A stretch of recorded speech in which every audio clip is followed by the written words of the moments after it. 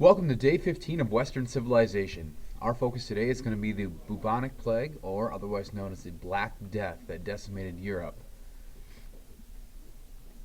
Some notable locations today are the Yunnan province of China. We'll go over a map that shows kind of precisely where that's at, and then Kaffa. And if you take a look here at this small inset, this is where the Black Death is really going to get into, or eventually make its way into Europe. And as you can see, looking at this map, these are small little areas where eventually it's going to come up through trading routes and then into Greater Europe. A notable date today is going to be 1347. This is when the bubonic plague enters Europe officially and wreaks havoc. So before we start, the bubonic plague has made its way through history in a very interesting way. And one of those things is through a children's rhyme. Um, so you've probably heard of this before. Ring around the rosy, pocket full of posy, ashes, ashes, we all fall down. Now this denotes kind of what life was like during the plague in Europe. So ring around the rosy talks about the inflammation that would come once you were infected with the bacteria, and it talks about the eventual buboes that will expand. And I'll show you kind of what that looks like here in just a little bit. Pocket full of posy, that was in reference to flowers that people would carry with them to cover up the stench of the mass amounts of bodies that were just kind of decaying in the street.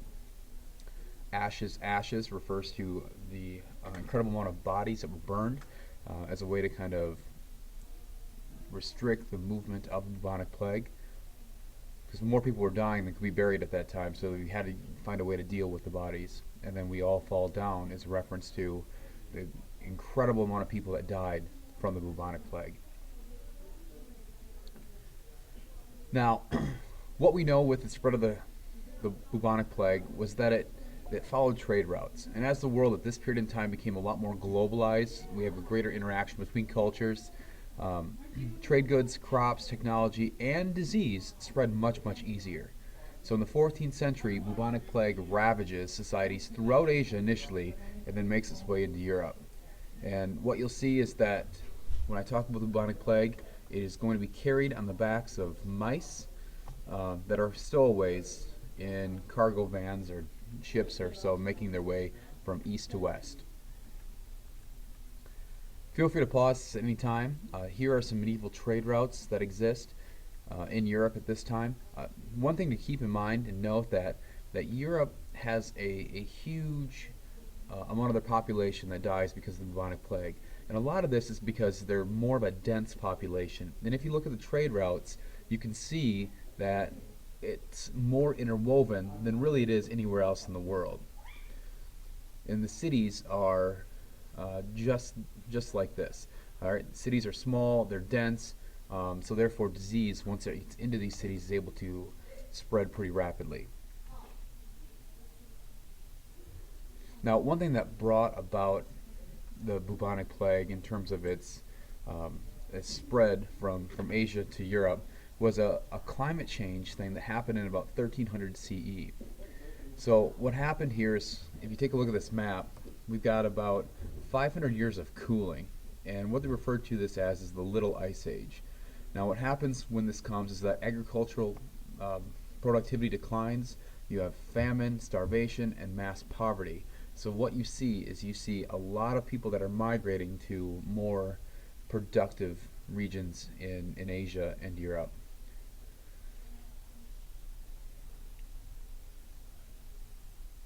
And what this is going to do is it's really going to put a lot of people in close proximity to one another.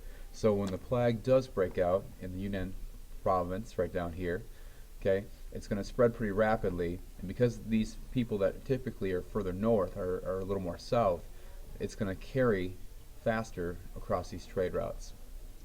Now the way the plague worked is it starts with the bacteria, and it affects a lot of rodents via fleas. And if you take a look at the CDC, here's kind of a understanding of how the plague works. So you have the flea that carries this bacteria, All right, it infects some kind of animal, all right, or the human directly, or the fleas jump from the animal to the human through contact. And if we know anything about medieval Europe at this time, it's that a lot of humans were living in close proximity with a lot of animals. So during the 1340s, Mongols, merchants, and travelers, they were the ones that were largely responsible for the spread of disease along these trade routes. So if you take a look at this map, feel free to pause it at any time, but you can see these are the trade routes that the plague traveled across during this period in time. And we know that because of the Mongol influence, a lot more trade was a lot more stable within this region right here, which made the movement of the plague a lot more easier than it would have been in an unstable region without Mongol influence. So again, I talked about plague kind of starting in China, and you can see, guys, looking at this, and feel free to pause this as well, these are plague areas. Now, the studies that I've looked at have basically said that the plague was not that uncommon over here in eastern and southern Asia. However, it was relatively new in Europe. So that's why when we do open up globalization, it just decimates European populations.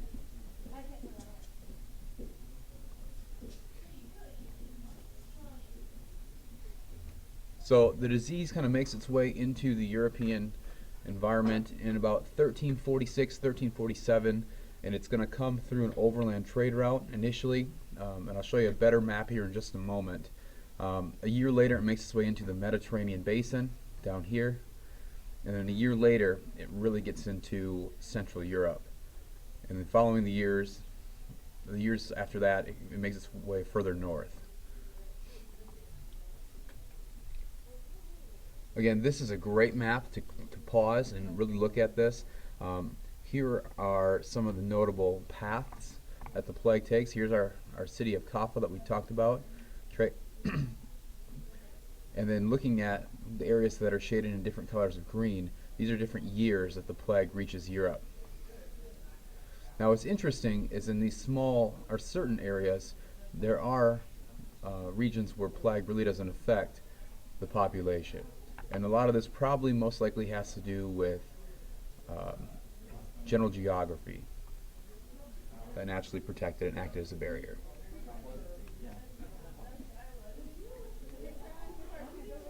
Now, the bubonic plague is the most common variety of this disease, and it's named after buboes, which are swollen lymph nodes that typically develop about a week after a infected flea bites you. Now, this description is taken from the Mayo Clinic, and it talks about buboes. And buboes may be situated in the groin, armpit, or neck. And really they get to be about the size of a chicken egg, and they're tender and warm to the touch. And death typically ensues within days. Now if you take a look at this painting, this kind of shows some of the buboes that would have infected people. So initially, think of the groin, think of the armpit, think of the neck, all right, and then kind of spreading throughout the body. It would have been a very unpleasant way to experience death.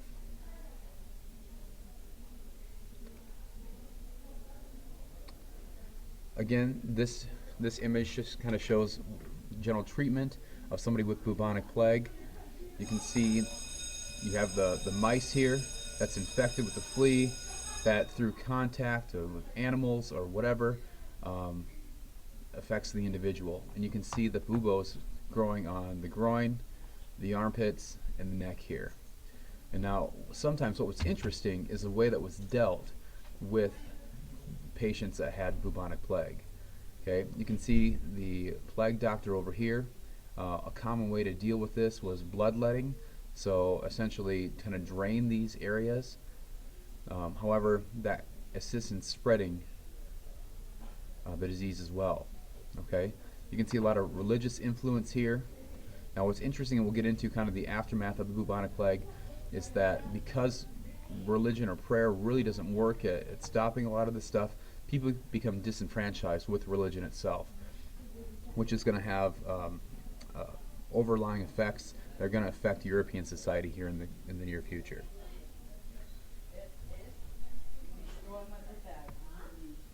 So what we see, guys, is there's a huge population decline. And so as you look at this, this is global human population growth. And so you can pause this and look at this. I think it's pretty interesting. One thing to keep in mind is as we're looking at human growth, you can see this small little dip right here, and that indicates Black Death. So overall, is it really a big thing for humanity? No. However, in European society, it does have incredible effects. And we'll talk about those in just a moment. Looking at Europe specifically and kind of zooming in on this time period, you can see the true impact of bubonic plague on European society. Okay? So a short dip. However, after the plague, what that does to Europe is essentially kind of wipes Europe out, gives it more or less a clean slate, and from there we can see that European society is able to progress very, very rapidly in terms of its overall population. Now, the Black Death killed about 60 to 70% of its victims, so that's a high mortality rate. Europe's population decreased by about 25%. So it dropped about maybe 79 million to 60 million. So in those days, that was a lot. That was substantial. Even today, that would be substantial. Now, by about the 17th century, the impact of bubonic plague really kind of ceases due to a lot of introductions of antibiotics and stuff like that that's meant to combat diseases like this. Now, one thing that's interesting is there are still modern human cases of the plague. And let's take a look here. This is a map provided by the CDC, the Center for Disease Control, with human plague cases from 1970 to 2012. One thing that I found interesting in researching this is in 2012 there was a case of a squirrel in California that had bubonic plague. And so largely people are kind of aware of what's going on here, so the potential for a mass pandemic in the United States is probably not going to happen because we'd probably find it soon enough, but you never know. Okay, lastly, the influence of the plague. First and foremost, it disrupted society and economies. You saw a lot of labor shortages and it generated a lot of social unrest. The economy, because of a lack of a workforce, experienced a huge inflation. And what this did is it disrupted the overall hierarchy that existed within Europe itself. So a lot of the lower classes became much more empowered and able to potentially challenge these upper classes. The moral standard of society decayed because those that lived through the plague, they wanted to celebrate life, so therefore they partook in a lot of sinful type acts and stuff like that. And so therefore the moral standard, or kind of the faithfulness, decayed substantially.